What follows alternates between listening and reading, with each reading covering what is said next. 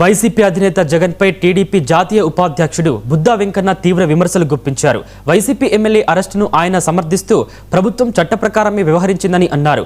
గత వైసీపీ పాలనలో జరిగిన ఘటనలను ప్రస్తావించిన ఆయన జగన్ అరాచక పాలన సాగించారని ఆరోపించారు. డిఎస్సీ అంశంపై చర్చకు రావాలని చేసిన సవాల్ నుంచి జగన్ తప్పించుకుంటున్నారని అన్నారు. సిదిరి అప్పలరాజు వ్యవహారం సహా పలు అంశాల్లో జగన్ వైఖరిని ప్రజలు గమనిస్తున్నారని బుద్దా వెంకన్న వ్యాఖ్యానించారు.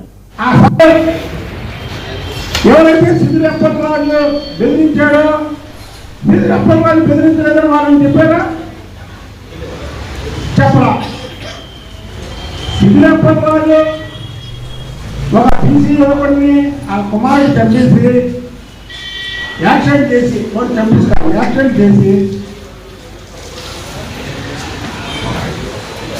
ఆ సాక్ష్యాన్ని తారుమారు చేయడానికి వాళ్ళ ప్రలోభాలు పెడితే ఆ ప్రలోభాలకు వాళ్ళు లొంగకపోతే సాక్ష్యాలు తారుమారు చేస్తే కంపల్సరీ కేసు పెట్టారు.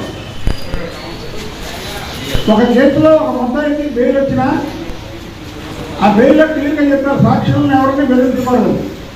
మళ్ళీ బెదిరిస్తే ఆ బెయిల్ రద్దు చేస్తారు. అది కూడా తెలియదా?